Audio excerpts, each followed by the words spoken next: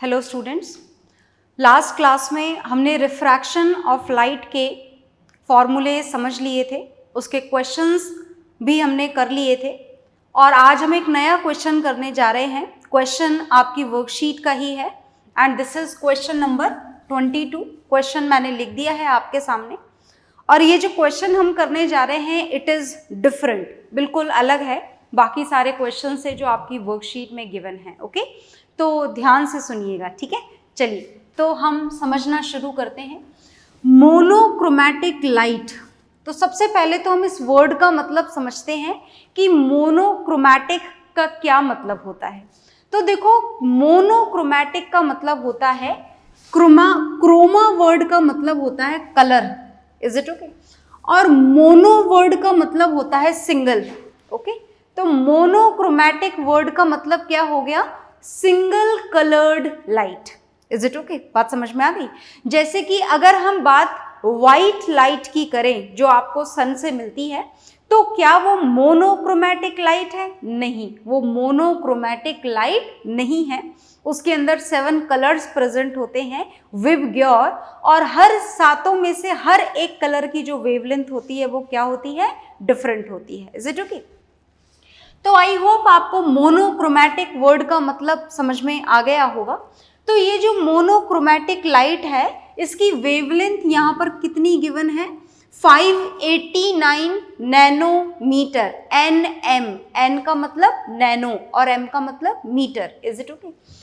Is incident from air on a water surface. कौन सी surface पर फॉल हो रही है ये? वाटर सरफेस पर। Okay, what are the wavelength, frequency and speed of reflected and refracted light? Is it okay? तो चलिए हम यहाँ पर एक रफ डायग्राम बनाते हैं।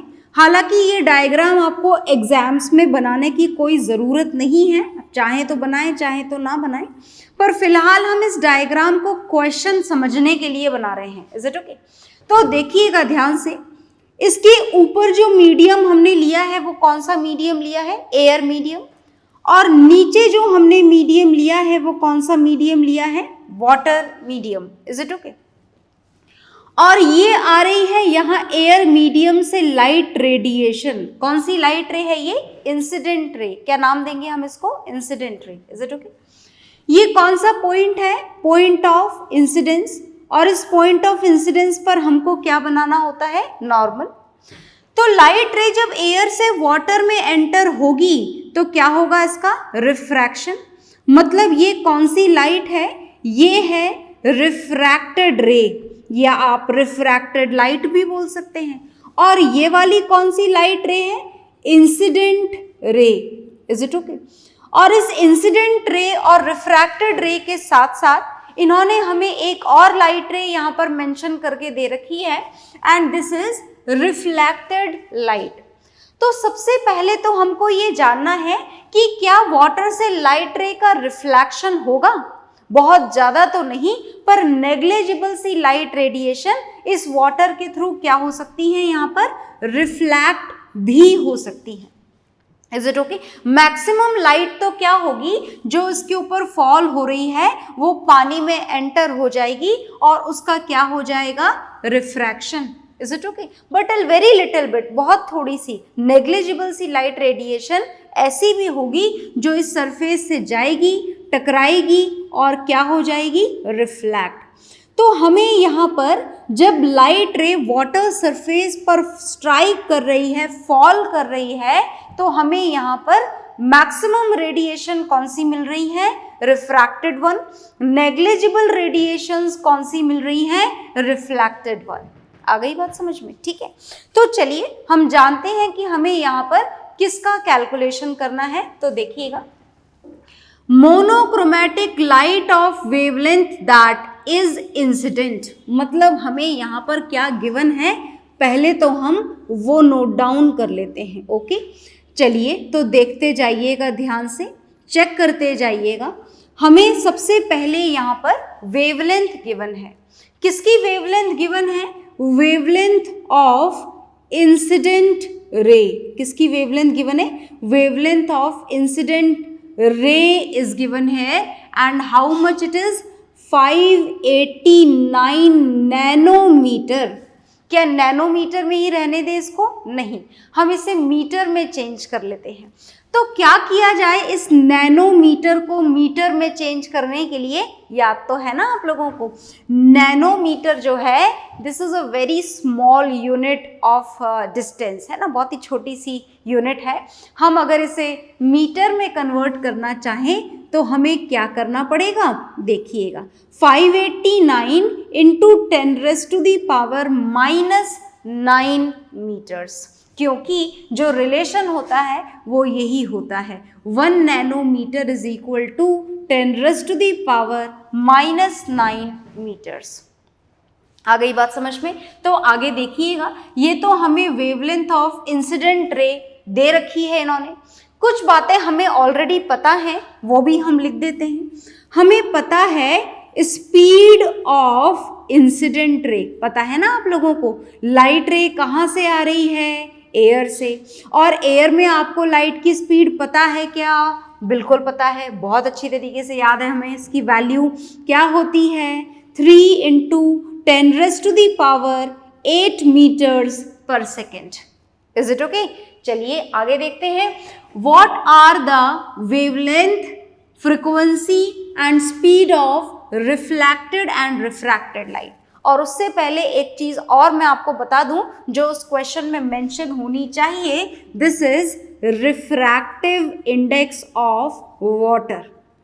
Refractive index of water will be given in the question. अगर एग्जाम में आता है तो ये वाटर का रिफ्रैक्टिव इंडेक्स आपको गिवन होगा। Is it okay? और कितना होता है वाटर का रिफ्रैक्टिव इंडेक्स? अच्छा, मैंने म्यू लिख दिया है यहाँ पर, म्यू से भी डिनोट कर सकते हैं, पर मैं एन लिख देती हूँ क्योंकि आपने रिफ्रैक्टिव इंडेक्स का सिंबल एन पढ़ा है। तो यहाँ पर रिफ्रैक्टिव इंडेक्स किसका गिवन है आपको? पानी का रिफ्रैक्टिव इंडेक्स गिवन है। और कितना गिवन है? 1.33। एग्जाम में ये वैल्यू आपको गिवन होगी, लर्न कर कर जाने की ज़रूरत नहीं है आपको।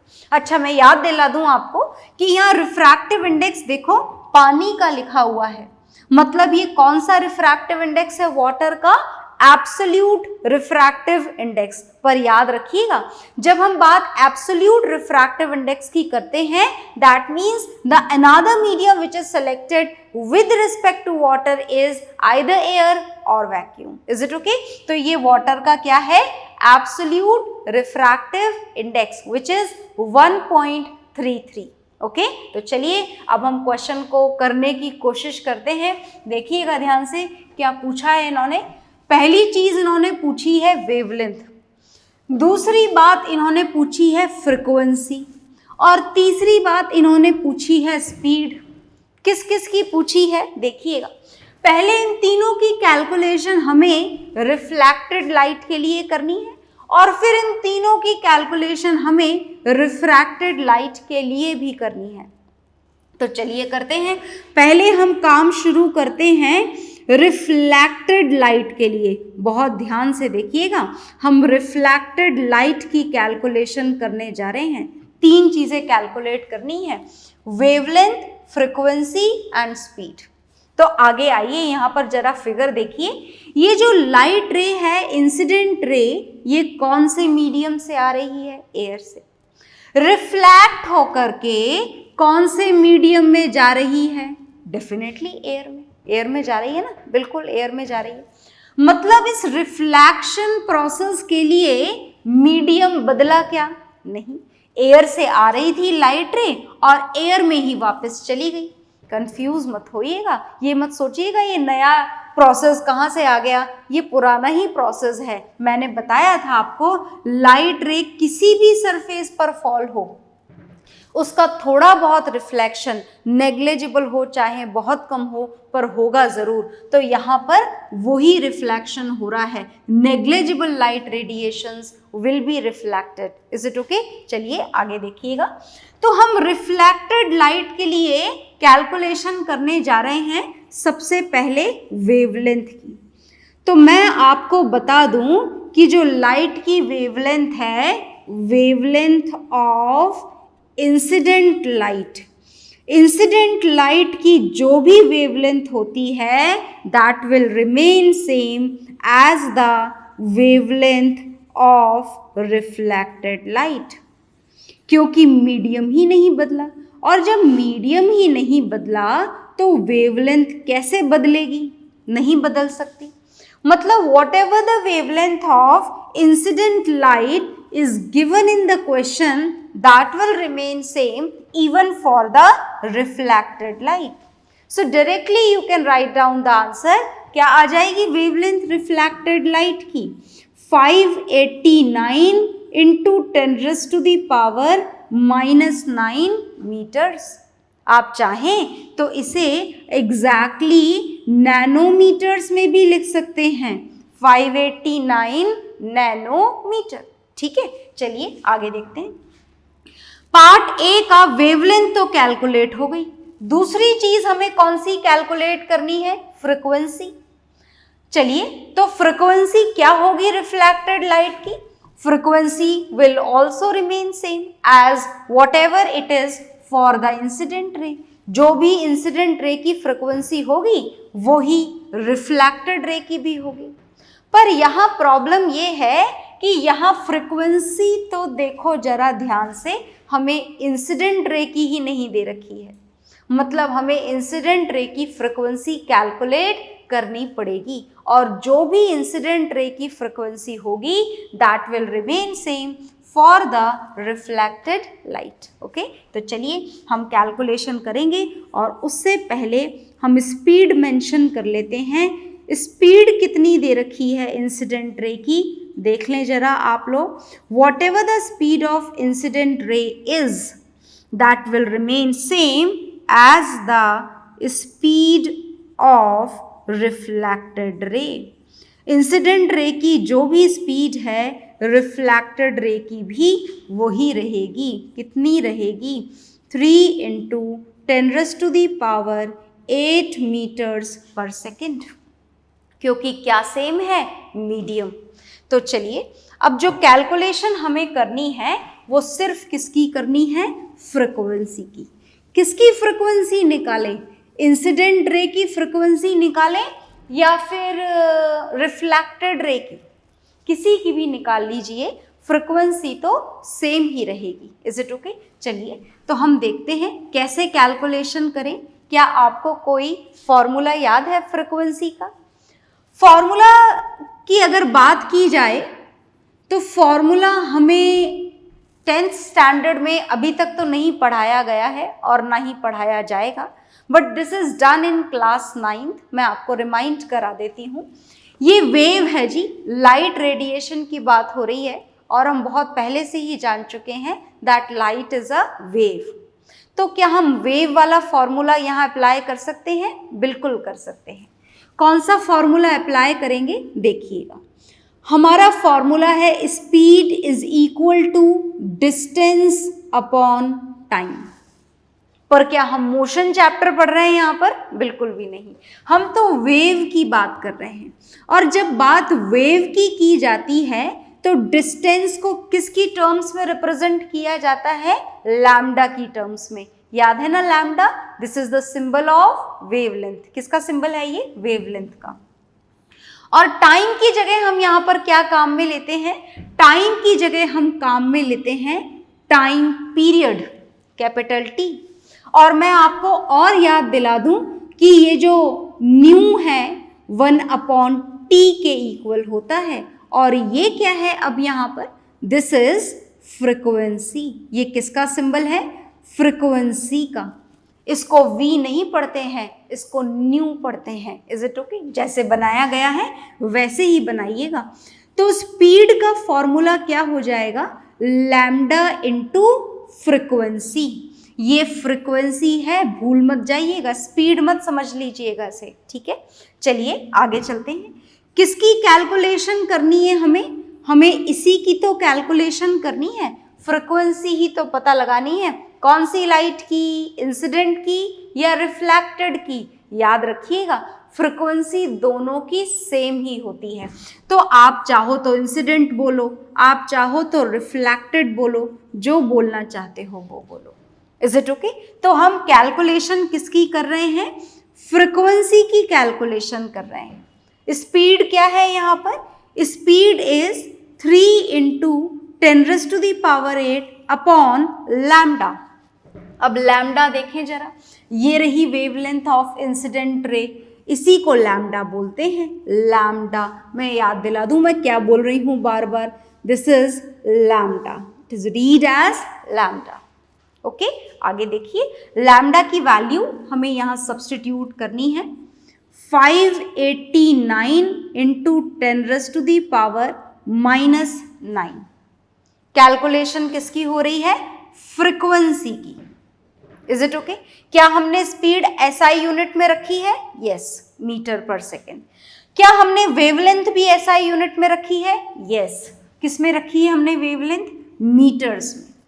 तो फ्रीक्वेंसी की SI यूनिट याद है क्या आपको? मैं लिख देती हूं यहां पर, याद नहीं है तो फ्रीक्वेंसी की SI यूनिट होती है हर्ट्ज। क्या होती है फ्रीक्वेंसी की SI यूनिट? हर्ट्ज, जिसको इन शॉर्ट सिंबॉलिकली आप कैसे लिख सकते हैं? HZ।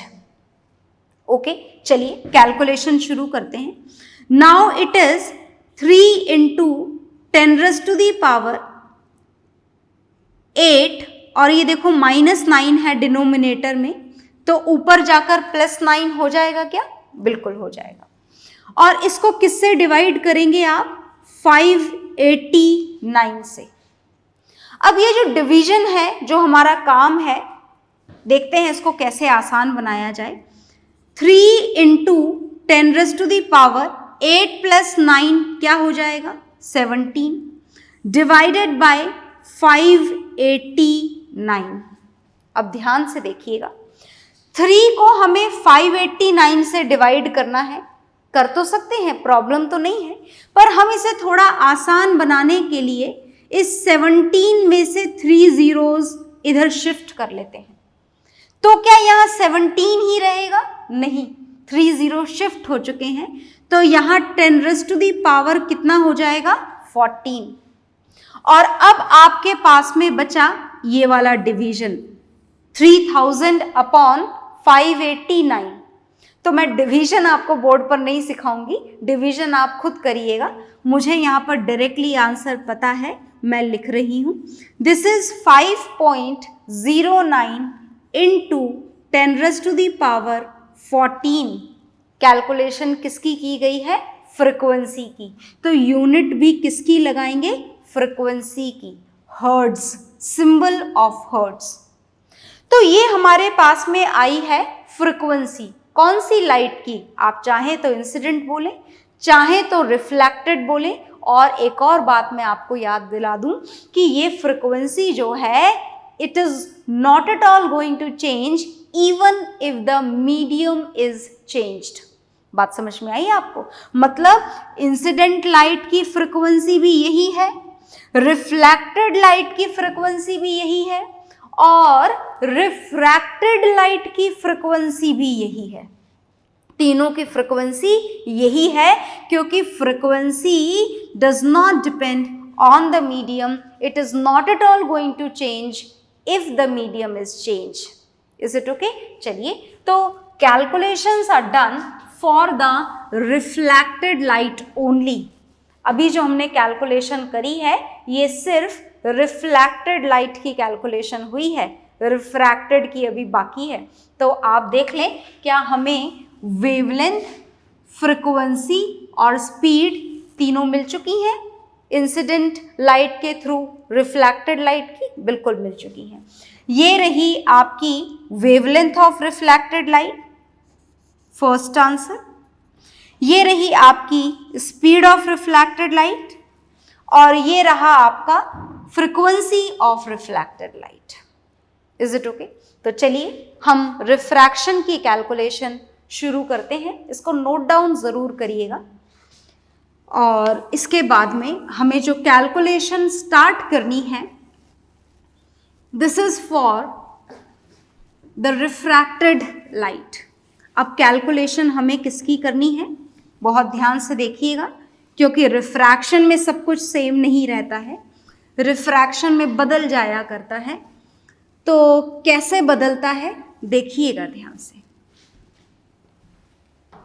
अब हमें क्या क्या पता लग चुका है, देखिए हमें वेवलेंथ पता है, wavelength of light in air पता है ना आपको, बिल्कुल, इंसिडेंट हो चाहे रिफ्लेक्टेड, जब तक लाइट एयर में है इस गिवन लाइट की वेवलेंथ कितनी रहेगी, 589 इंटू 10⁻⁻⁹ मीटर्स। ओके, और क्या पता है हमें, हमें पता है speed of light in air कितनी पता है, 3 इंटू 10⁸ मीटर्स पर सेकेंड। और क्या पता है हमें, हमें फ्रिक्वेंसी भी पता है, फ्रिक्वेंसी, और फ्रिक्वेंसी तो हमें सारी लाइट की पता है, frequency of incident, reflected and refracted रे, तीनों की फ्रिक्वेंसी क्या है, सेम, जिसकी कैलकुलेशन हम कर चुके हैं, है ना।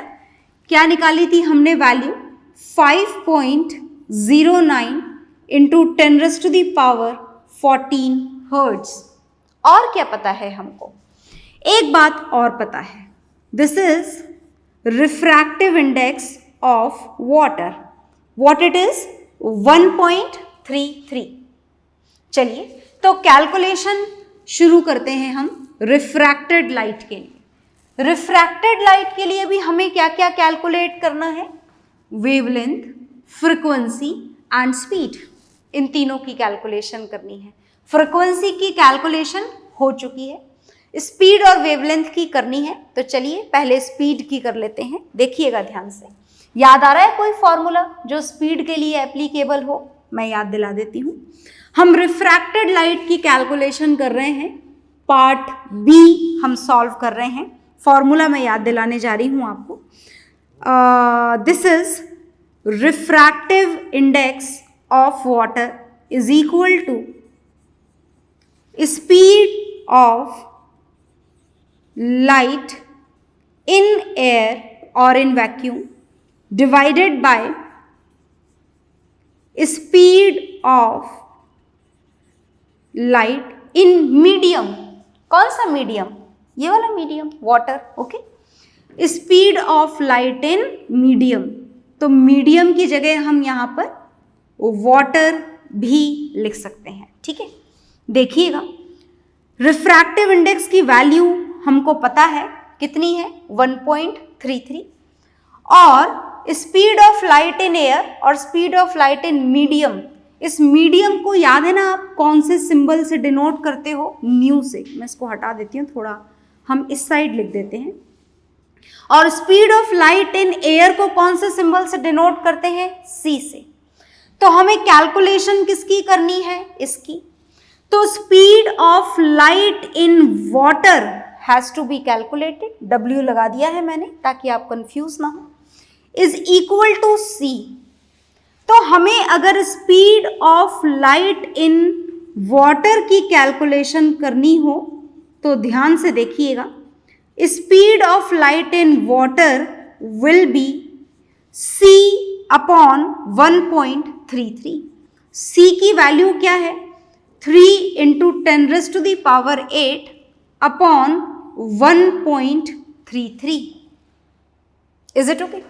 इस 10⁸ को तो आप ऐसे ही लिखे रहने दें, और इस 3 को आप 1.33 से डिवाइड कर देंगे।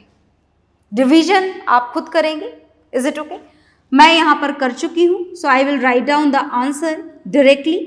दिस इज 2.25 इंटू 10⁸ मीटर्स पर सेकेंड। तो ये आ गई है आपकी speed of light in water, या फिर आप बोलें speed of refracted light. Okay, क्या हमें और कुछ कैलकुलेट करना है, स्पीड आ चुकी है रिफ्रैक्टेड लाइट की, यस। फ्रीक्वेंसी आ चुकी है, इट रिमेन्स सेम। वेवलेंथ की कैलकुलेशन हमें और करनी है, तो देखिएगा अब इस वेवलेंथ का तो हमने कोई फॉर्मूला ही नहीं पढ़ा, तो चलिए फॉर्मूला जान लेते हैं। पहले तो हमें रिफ्रैक्टिव इंडेक्स का फॉर्मूला तो पता है ना, speed of light in air upon speed of light in water. Is it okay? ये वाटर मैं लिख देती हूं ताकि आपको याद रहे, ठीक। और स्पीड की जैसे ही एग्जैक्टली सेम जो फॉर्मूला है ये वेवलेंथ के लिए भी होता है। मतलब wavelength of light in air upon wavelength of light in water. अब ये फॉर्मूला कैसे आया तो मैं आपको थोड़ा सा हिंट दे देती हूं इस फॉर्मूले का, देखिएगा।